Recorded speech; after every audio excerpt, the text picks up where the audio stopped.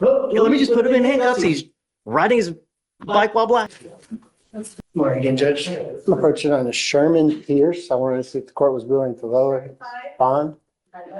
So he picked up a felony retaliation. Felony court said his bond at $3,000, but his bond is right now $5,000 on criminal mischief over a broken window. Great state of Texas. What's your position? Yeah.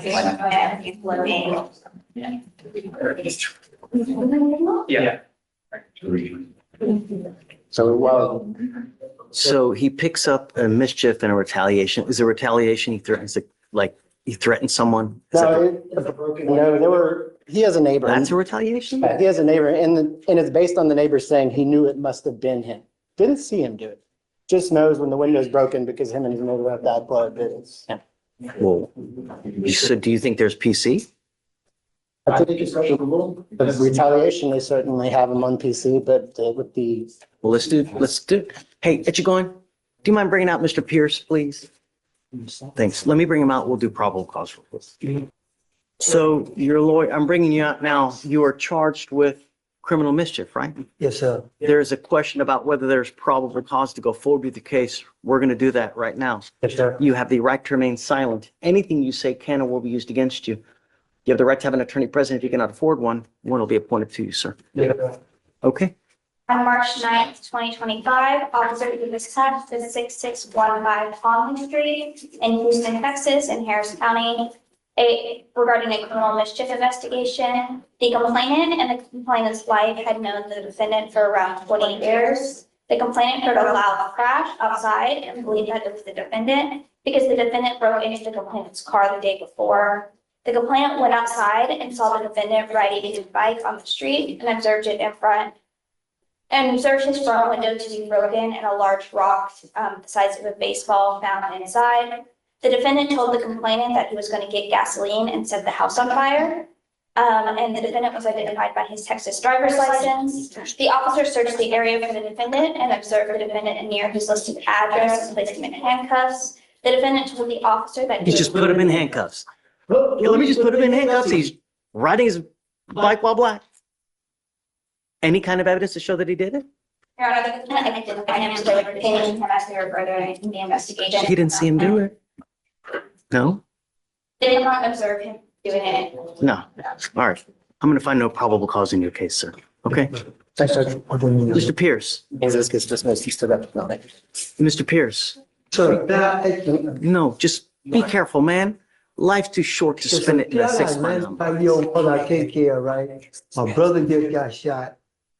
My grandmother passed. Man, I've been doing everything right. I got on the feet. I changed my life. Probable cause. You still got the felony case that's holding you upstairs, so I can't get you out today.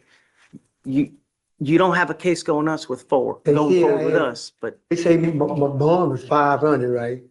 I can post bond. You just got your case dismissed. You have no bond on this one at all. So now you Get just out. have the felony. You just have the felony. This one's no PC. Okay? no, but Mr. Morrison, you're going to get out today Yes, sir. because you've made bond on your felony case, Thank you. and I found no PC on this case today. Thank you. But stay in touch with your lawyer and be good. Thank Be you. good. It's not hard. Be Thank nice. you. Okay, Mr. Pierce. Good luck to you. Yes, sir. You too. You are Manuel Barrera. Yes, sir. So you're charged with unlawful carrying of a weapon. You're facing up to a year in jail and or a $4,000 fine. We're going to do probable cause. You have the right to remain silent. Anything you say can or will be used against you. You have the right to have an attorney present. If you cannot afford one, one will be appointed to you, sir. Yes, Judge. Correct. On March 6th, 2025, at 12:24 a.m., the officer observed a vehicle driving without headlights on and using emergency lights. A traffic stop was initiated and the officers made contact with the defendant, the driver of the vehicle. The defendant informed the officer that he had a firearm in the driver's side door compartment. The officer opened the door and observed in plain view an unholstered handgun.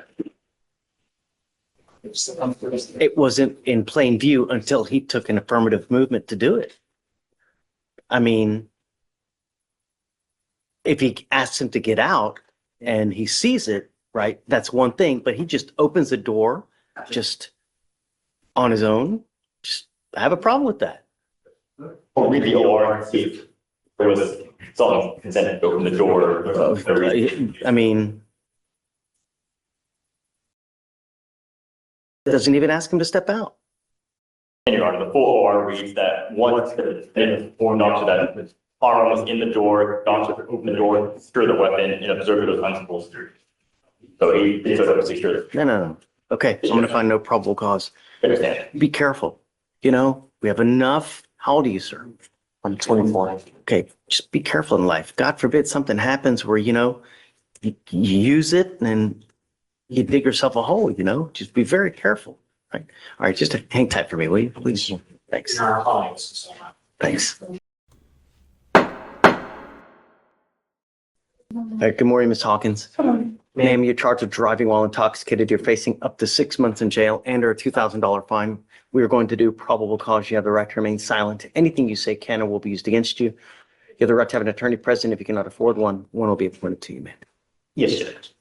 On March 6, 2025, at approximately 10:29 p.m., the officer observed a vehicle driving with expired registration as of March 2021. A traffic stop was initiated. However, the vehicle continued to travel down the feeder road until it turned and pulled onto the wrong side of a two-way road and parked facing northbound in the southbound side of the roadway. The officer made contact with the defendant, the driver, and sole occupant of the vehicle, and observed the defendant to have bloodshot eyes, droopy eyelids, and a strong odor of an alcoholic beverage.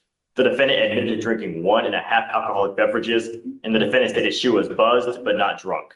An inventory search of the vehicle was conducted, and the officer found a large plastic cup that was 1/4 full of alcoholic beverage that smelled of tequila in the center console cup holder.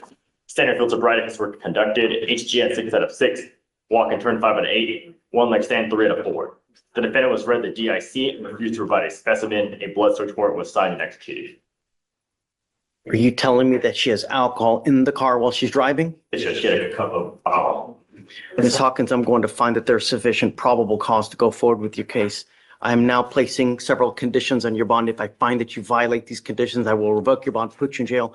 No more PR bonds, ma'am. You're not allowed to drive. I'm taking away your privilege to drive. You will be signing an affidavit with me today promising me you're not going to drive. I don't care what's going on in your life. If I find that you do, I can have a contempt hearing. You can be facing an additional 6 months in jail and a $500 fine. This is an affidavit that you're going to promise to me that you're not going to drive. Do you understand? Yes, sir.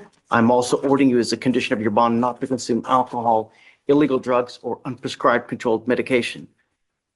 If I find that you're consuming alcohol or illegal drugs, likewise, I will revoke your bond, put you in jail, ma'am. Judge, is that a standard for driving? She has alcohol in the car while she's driving. And so I would presume that it's elementary that you're not to have alcohol in the car while you're driving.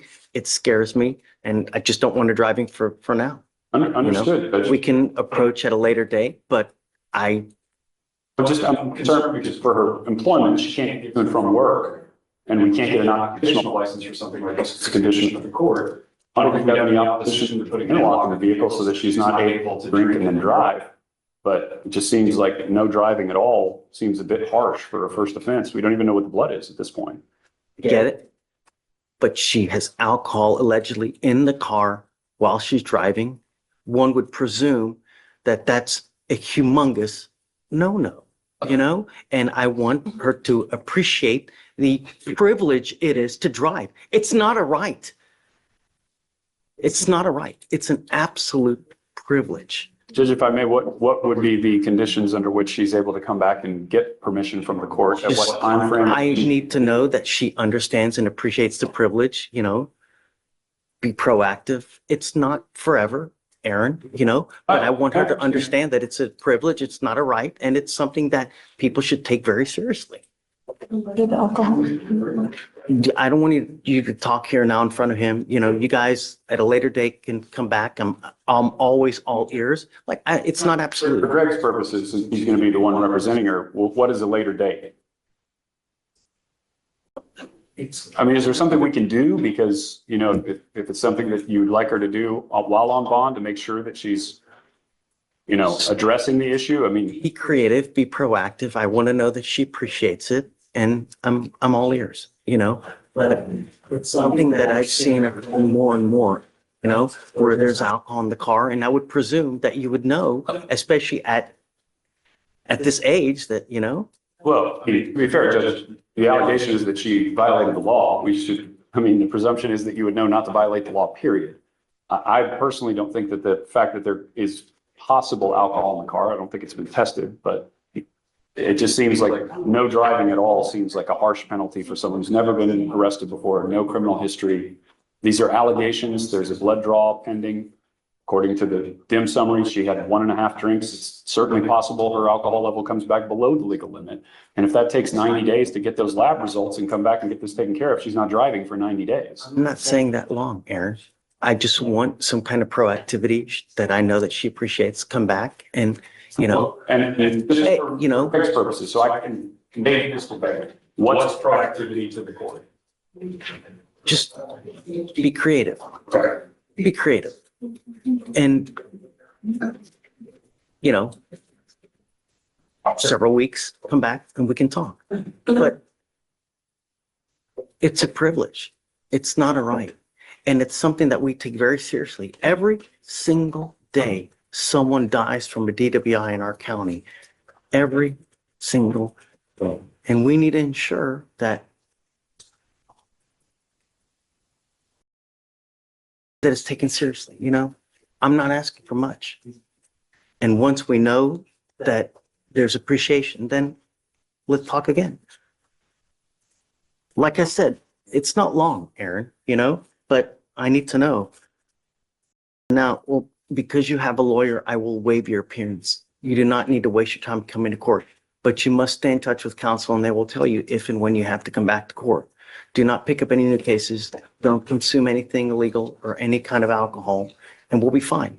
You've got a great lawyer. Listen to them. They'll take care of you.